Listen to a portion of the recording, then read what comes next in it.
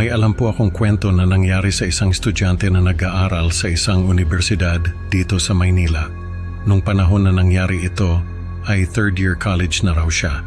Mahilig daw siya noon sa mga supernatural na bagay.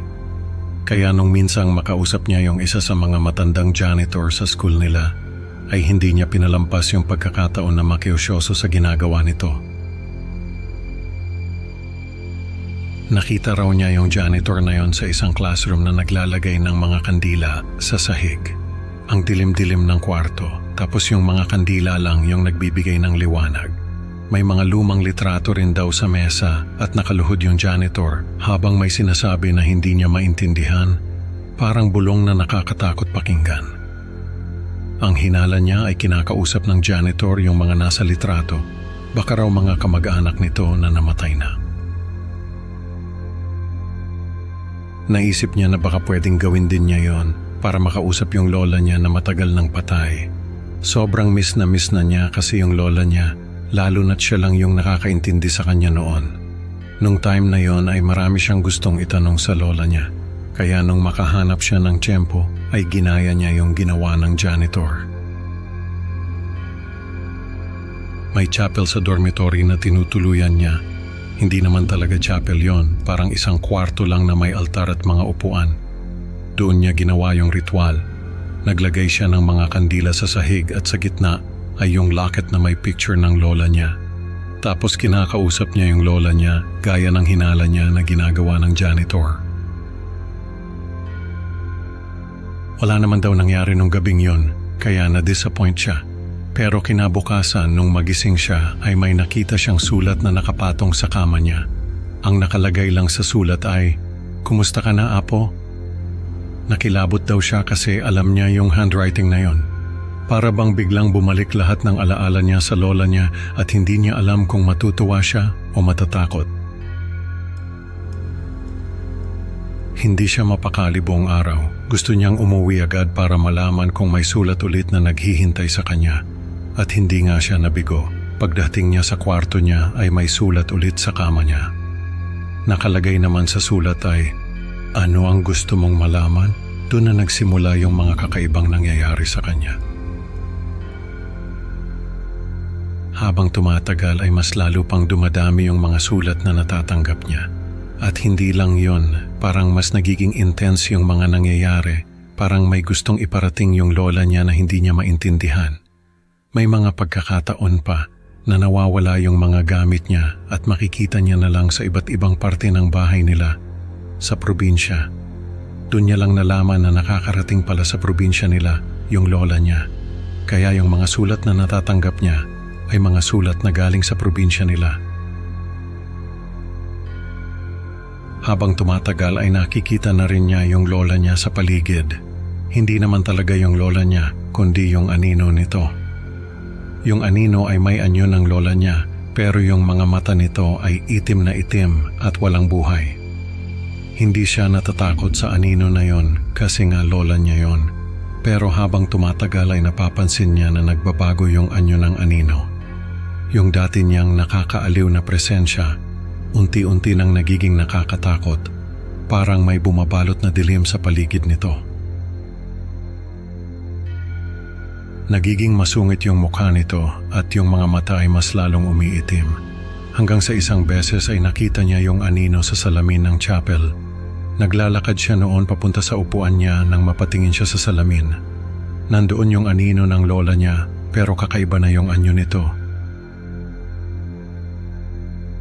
Yung mukha ay parang natutunaw at yung mga mata ay itim na itim. Tumakbo siya palabas ng chapel at nagising na lang siya sa kwarto niya. Pinagpapawisan siya at takot na takot. Doon niya na-realize na kailangan na niyang itigil yung ginagawa niya at tigilan yung pakikipag-usap sa mga espiritu. Na-realize niya na hindi ito yung paraan para makausap ang lola niya at baka mas lalo lang siyang mapahamak. Nagdasal siya para sa kaligtasan niya at ng mga kaibigan niya. Sana raw ay mapayapa na ang mga espiritu na kinakausap niya. At sa puso niya, umaasa siyang mapapatawad siya ng lola niya at makahanap siya ng kapayapaan sa mga alaala nito.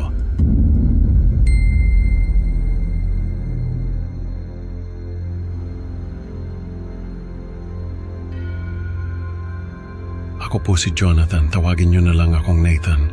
Bata pa ako nung mangyari itong kwento na ito, mga 12 years old. Nakatira kami noon sa isang maliit na bayan sa probinsya. Sa bayan namin, may isang lumang-lumang libingan na nasa gitna ng gubat. Sabi ng mga matatanda, mga Kastila pa raw ang nagmamay-ari ng libingang iyon. Hindi ko alam kung totoo yon o haka-haka lang nila. Pero ang alam ko, sabi ng mama ko, may mga bagay na hindi dapat ginagawa sa libingang yon.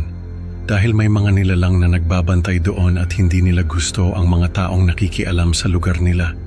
Lagi akong binibigyan ng babala ni mama na huwag akong maglalaro sa libingan na iyon. Lagi rin akong binibigyan ni mama ng asin sa bulsa ko para raw proteksyon ko sa mga aswang at kung ano-ano pang nilalang na makakasalubong ko. Isang beses naglalaro kami ng mga kaibigan ko malapit sa libingan. Nagtataguan kami noon. Nakita ko yung isa kong kalaro na si Jomar. Nakayuko siya sa isang puntod. Tapos nung lumapit ako, nakita ko na may kandila sa puntod na yon. Hindi nakasindi yung kandila. Pero nung sinabi ni Jomar na sindihan daw namin yung kandila, bigla na lang itong nagliwanag. Tumakbo kami ni Jomar papalayo. Nakita ko na sumunod din sa amin yung iba naming kalaro. Pagdating namin sa school, kinuwento namin sa teacher namin yung nangyari. Sabi ni ma'am, umiwas daw kami sa libingan na yon. Lalo na kapag gabi. Marami raw kasi ang nagsasabi na may aswang na nagngangalang Tiktik ang nagbabantay sa libingan na yon. Naririnig daw ang tiktik kapag may bagong libing. Dahil doon daw ito naghuhukay ng bangkay na kakainin niya. Sabi ni ma'am, kapag narinig daw namin yung tunog ng tiktik, ay tumakbo na kami palayo. Isang beses naglalaro kami ng basketball sa court. Biglang sinabi ni Jomar na, "Nathan, may hamon ako sa'yo." Sabi ko, "Ano yon?"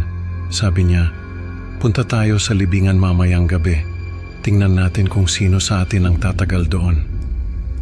Kinabahan ako sa sinabi niya. Naalala ko yung babala ni ma'am tungkol sa tiktik. Sabi ko kay Jomar, baka pagalitan kami ng mga magulang namin kapag nalaman nila.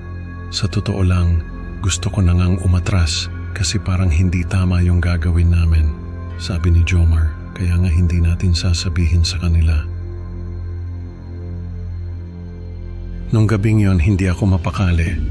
Natatakot ako sa gagawin namin ni Jomar, pero ayokong isipin niya na duwag ako. Kaya kahit na nanginginig na ako sa takot, ay sumama ako sa kanya.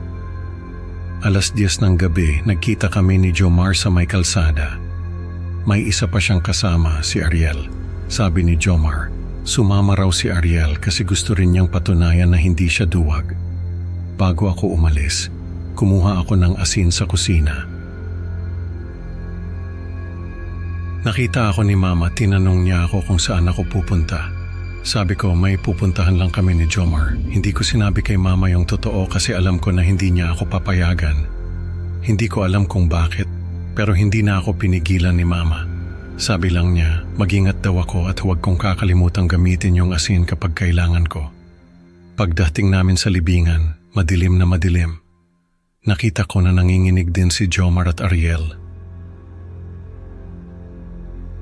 Pero syempre, ayaw nilang umamin na natatakot sila. Sabi ko kay Jomar, "Oh, anong gagawin natin?" Sabi niya, "Maghiwa-hiwalay tayo.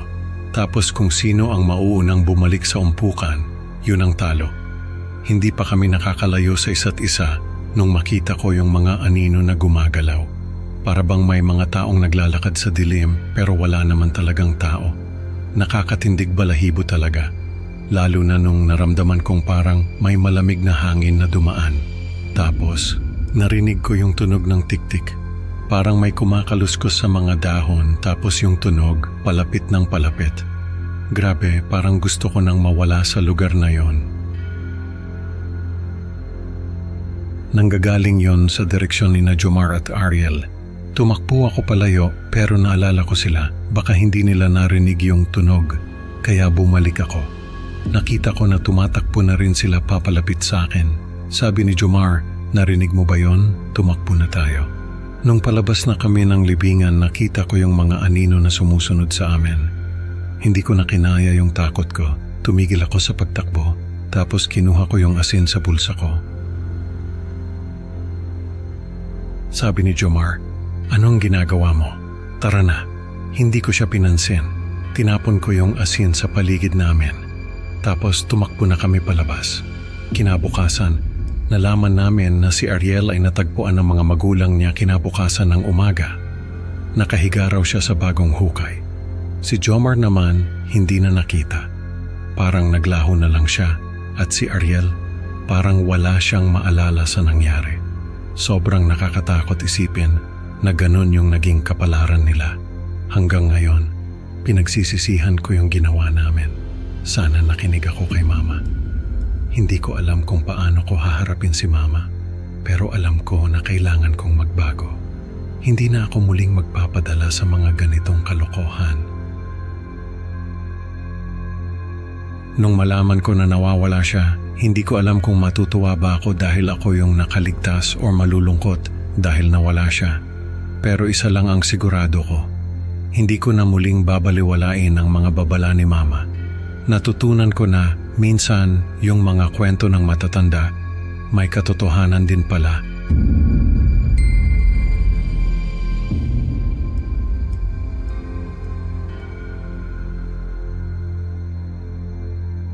May kilala akong batang babae na may malubhang sakit. Hindi ko na lang sasabihin kung anong sakit niya, pero ang alam ko ay malubha talaga ito. Ang alam ko ay may stage 4 cancer siya. Ang batang ito ay may tiyahin na laging nagdadala sa kanya sa isang kapilya sa may bandang Tagaytay. Hindi ko na lang din sasabihin kung ano ang pangalan ng kapilya. Ang alam ko ay may malawak itong hardin at may mga upuan sa labas. Doon daw nagdarasal ang tiyahin ng batang ito. Iniiwan niya sa loob ng kapilya ang bata at siya naman ay nagdarasal sa hardin. Nangyari raw ito nung isang beses na dinala ulit ng tiyahin niya ang batang babae sa kapilya. Inihiga raw ng tiyahin niya yung bata sa mahabang upuan at siya naman ay lumabas para magdasal. Habang nasa loob ng kapilya yung bata, ay may nakita raw siyang teddy bear na naglalakad. Papunta raw sa kanya yung teddy bear at umupo sa tabi niya. Natakot daw yung bata at tinanong yung teddy bear kung sino siya. Sabi raw ng teddy bear ay isa siyang anghel na nagkatawang teddy bear para hindi matakot yung bata sa itsura niya. Nandito raw siya para magbigay ng aliw at lakas ng loob sa mga batang tulad niya. Natawa raw yung bata at sabi niya ay mas natakot pa siya sa itsura ng naglalakad na teddy bear. Natawa raw yung teddy bear at nagpakilala. Sabi raw ng teddy bear ay pwede siyang tawagin na Teddy. Tapos ay nagtanong si Teddy kung ano raw ba ang gusto ng bata na gawin nila. Sabi raw ng bata ay gusto niyang makarinig ng kwento. Kaya nagsimulang magkwento si Teddy. Habang nagkukwento si Teddy, biglang nagbago yung liwanag sa loob ng kapilya. Parang naging golden yung kulay ng paligid na parang nasa loob sila ng isang malaking kandila. May malamig na hangin na nagmumula sa labas na para bang may yumayakap sa kanilang hindi nakikita. Tapos ay nagsalita ulit yung bata. Sabi raw niya ay gusto niyang mamatay na. Sabi naman ni Teddy ay napakabata pa niya para isipin ang kamatayan. Sumagot yung bata at sabi niya ay napapagod na siya sa mga gamot at sa mga doktor na tumitingin sa kanya. Gusto na raw niyang matapos ang lahat. Nagsalita ulit si Teddy at sabi niya ay naisip ba raw ng bata kung ano ang mararamdaman ng mga magulang niya kapag nawala na siya? Sabi ng bata ay alam niya na malulungkot ang mga magulang niya, pero alam din daw niya na makaka-move on din ang mga ito. Pero sa loob-loob niya, naiisip din niya kung gaano kasakit para sa kanila ang mawalan ng anak na minahal nila ng buong puso. Sabi ni Teddy ay hindi totoo yun. Hindi raw makaka-move on ang mga magulang ng bata kapag nawala siya, habang buhay daw na magiging malungkot ang mga ito dahil mawawala ang pinakamamahal nilang anak. Tapos ay nagpatuloy sa pagkukwento si Teddy. Ang kwento raw niya ay tungkol sa isang batang babae na may malubhang sakit. Ang batang babae raw ay gustong-gustong makatulong sa mga tao, pero hindi niya magawa dahil sa sakit niya. Pero nung naging anghel siya, nagawa niyang abutin at tulungan ang mga tao sa paraang hindi niya nagawa nung nabubuhay pa siya. Nagkatawang teddy bear pa nga raw siya para makausap ang mga tao at mabigyan ng pag-asa. Sabi pa ni Teddy ay hindi naman niya kailangan magpakita ng ganoong itsura dahil nakikita naman siya ng mga tao na gustong makakita sa kanya. Nang bumalik daw yung tiyahin ng bata, nakita niyang nakahiga na yung bata sa upuan at may hawak na teddy bear. Nakangiti raw yung bata at nakapikit at sa sandaling iyon, naintindihan ng tiyahin na wala na siya. Parang may kakaibang kapayapaan sa mukha ng pamangkin niya. Pero ang pinagtataka ng tiyahin niya ay kung saan nanggaling yung teddy bear. Nung tingnan daw ng mabuti ng tiyahin niya yung teddy bear, may maliit na halo ito sa ibabaw ng ulo na parang gawa sa liwanag ng buwan. Sa sandaling iyon, alam niyang ang kaluluwa ng pamangkin niya ay umakyat na sa langit.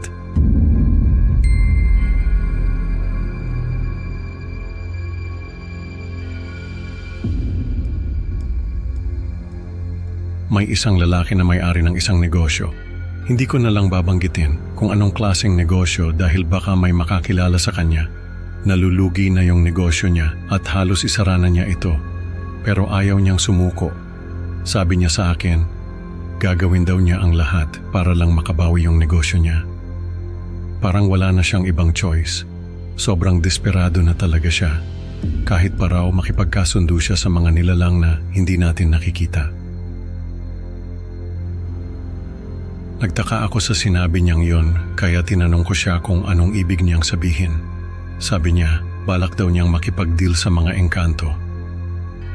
Alam naman natin na ang mga engkanto ay may kapangyarihan na hindi natin kayang ipaliwanag. Kaya siguro naisip ng lalaking ito na humingi ng tulong sa kanila. Para sa akin hindi magandang ideya yon. Pero hindi ko na siya pinigilan dahil desidido na siya. Nagtanong-tanong daw siya sa mga kakilala niya kung paano ba makikipag-usap sa mga engkanto. May nagsabi sa kanya na kailangan niyang mag-alay ng pagkain at kandila para mapansin siya ng mga ito.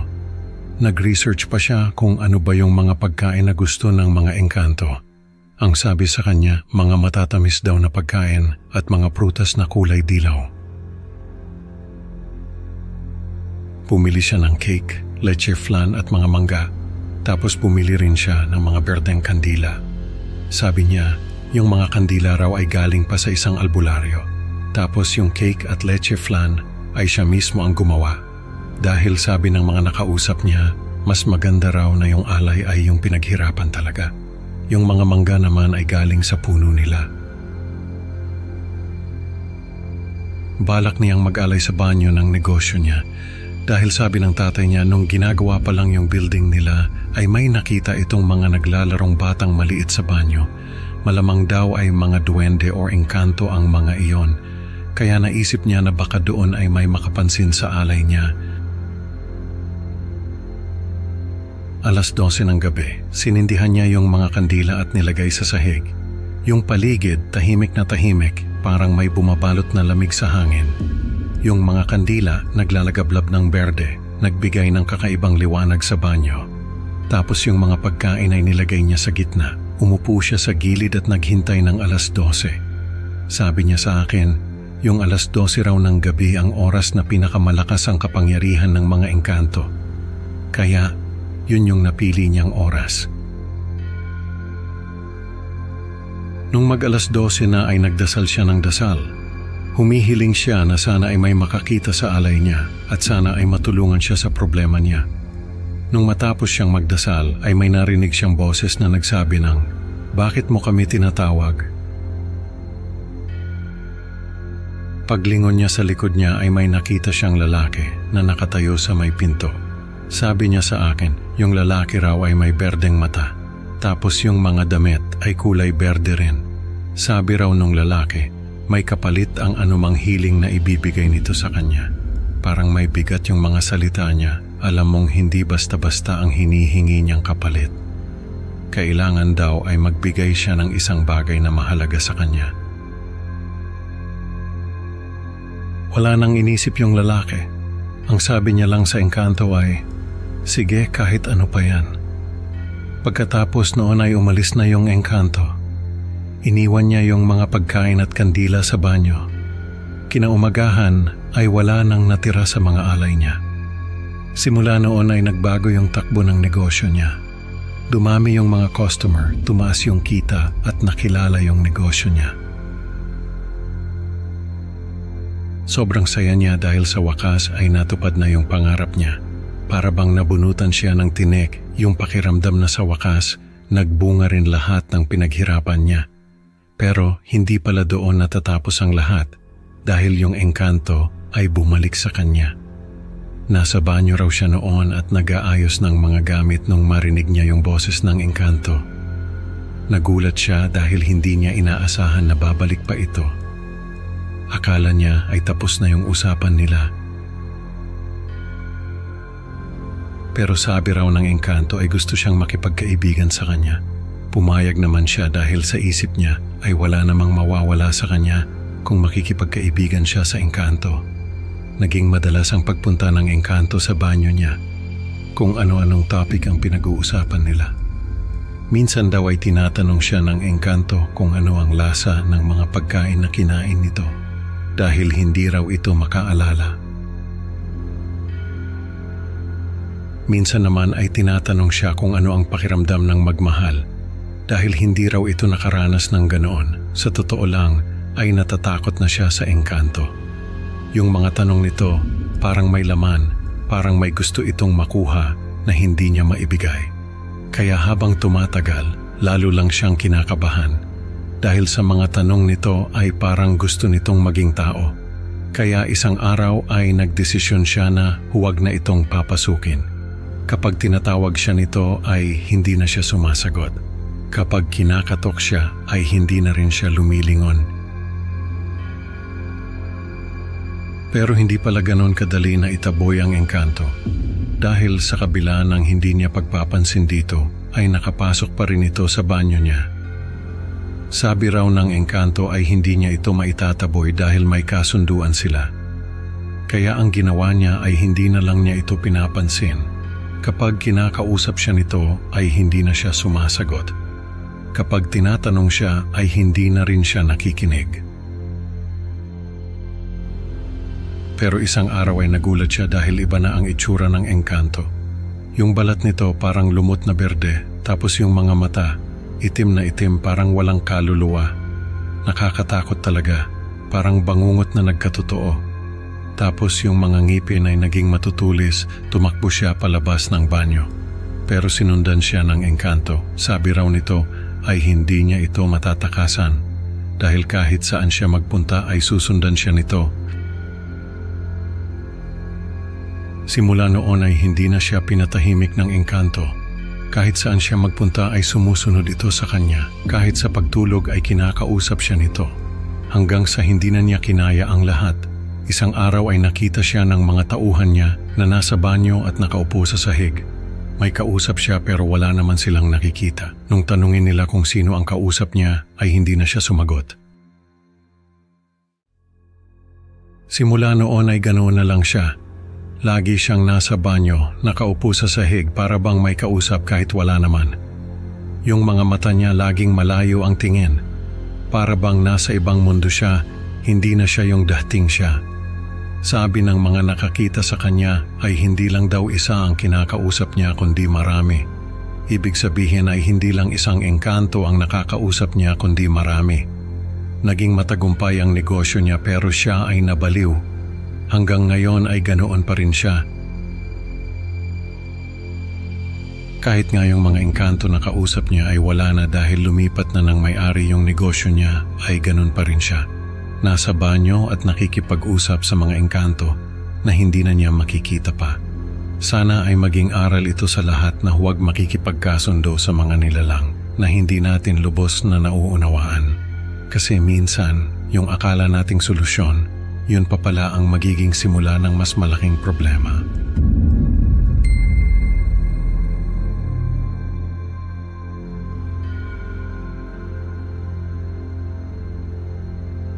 Noong high school ako, mahilig talaga ako sa mga kwentong kababalaghan.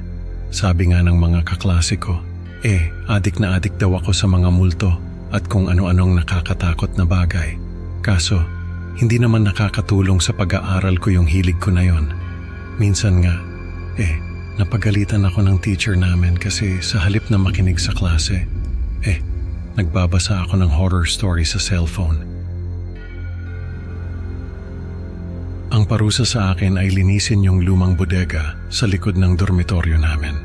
Pagpasok ko pa lang ramdam ko na yung kakaibang lamig sa loob. Parang may mga matang nakatingin sa akin mula sa dilim. Sabi ng teacher, 1 linggo ko daw lilinisin yon. Tuwing pagkatapos ng klase, bago ako umuwi, ay kailangan kong maglinis doon ng kahit 1 oras. Wala naman akong nagawa kundi sumunod. Noong unang araw ko ng paglilinis ay may nakilala akong matandang janitor. Tawagin na lang natin siyang Mang Ambo. Siya yung nagbukas sa akin ng bodega. Tapos ay tinulungan niya ako sa paglilinis. Habang naglilinis kami ay nagkwento siya ng mga kababalaghan na nararanasan daw niya sa dormitoryo. Natuwa naman ako kasi mahilig nga ako sa mga ganong kwento. Para bang may bagong mundo na nagbukas sa akin habang nakikinig sa kanya. Hindi ko naman namalayan na halos 1 oras na pala kaming naglilinis at nagkukwentuhan. Sabi ko kay Mang Ambo, sa susunod na araw na lang namin ituloy yung kwentuhan namin. Tapos ay umuwi na ako. Kinabukasan ay maaga akong pumunta sa bodega. Excited kasi ako na marinig yung mga kwento ni Mang Ambo. Nagtaka nga ako kasi nung pagbukas ko ng pinto ay nandoon na siya at naglilinis. Sabi niya, hindi daw siya nakatulog ng maayos kasi naalala niya yung mga kababalaghan na naikwento niya sa akin. Baka daw kasi matakot ako at hindi na bumalik. Sabi ko naman, hindi ako matatakot dahil mahilig nga ako sa mga ganong kwento. Natuwa naman si Mang Ambo at nagpatuloy siya sa pagkukwento. Naging routine na namin yon. Pagkatapos ng klase, ay pupunta ako sa bodega para maglinis kasama si Mang Ambo. Tapos, ay magkukwentuhan kami ng mga kababalaghan. Minsan nga, hindi na ako umuwi ng maaga kasi sobrang dami niyang alam na kwento. Tapos, ay tinuturuan pa niya ako ng mga orasyon at kung paano gumawa ng anting-anting. Sabi niya, may alam daw siyang ritual na pwedeng makausap ang mga multo. Kaso ay hindi niya ako pinayagan na subukan yon kasi delikado daw. Noong matapos yung 1 linggo na parusa sa akin, ay hindi ko na kinausap si Mang Ambo. Kasi ayaw ko na rin naman na magtagal sa school. Gusto ko na umuwi agad para makapaglaro sa computer shop. Pero isang gabi, ay bumalik ako sa bodega kasi naalala ko na naiwan ko yung libro ko. Pagbukas ko ng pinto ay wala si Mang Ambo. Nagtaka pa nga ako kasi akala ko ay doon siya natutulog. Tapos ay narinig ko na may nag-uusap sa kabilang kwarto. Hindi ko alam na may kwarto pa pala sa loob ng bodega. Kaya sinilip ko kung saan nanggagaling yung boses. Grabe, ang dilim at ang bigat ng hangin parang may nagbabantang panganib. May maliit na siwang sa pader at doon ako sumilip. Nagulat ako kasi nakita ko si Mang Ambo na nakaupo sa gitna ng isang bilog na may kakaibang simbolo. May hawak siyang litrato at may sinasabi siyang orasyon. Yung paligid ng kwarto ay napapalibutan ng mga kandila at kung ano-anong kakaibang bagay. May mga bote na may lamang kung ano-anong likido. May mga bungo ng hayop na nakasabit sa dingding. Tapos ay may mga litrato ng mga estudyante na nakadikit sa kisame. Yung iba sa kanila ay kilala ko dahil sila yung mga estudyante na nagkasakit o namatay sa dormitoryo.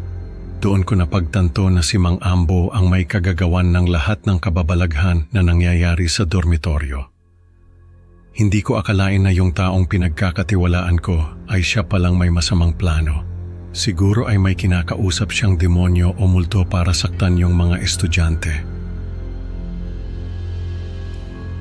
Hindi ko na inalam kung ano pa yung ginagawa niya. Tumakbo na ako palabas at hindi na ako bumalik. Nakakatakot pala yung kaibigan ko. Simula noon, parang nagbago na ang tingin ko sa lahat. Yung dati kong hilig sa kababalaghan, ngayon ay parang naging babala na. Hindi ko na alam kung sino o ano ang dapat kong paniwalaan. Dahil yung taong nagkwento sa akin ng mga multo at aswang, ay siya palang may kagagawa ng lahat ng yon. Ngayon ay nag-iingat na ako sa mga bagay na hindi nakikita. Hindi na ako basta-basta nagtitiwala sa mga kwento ng kababalaghan.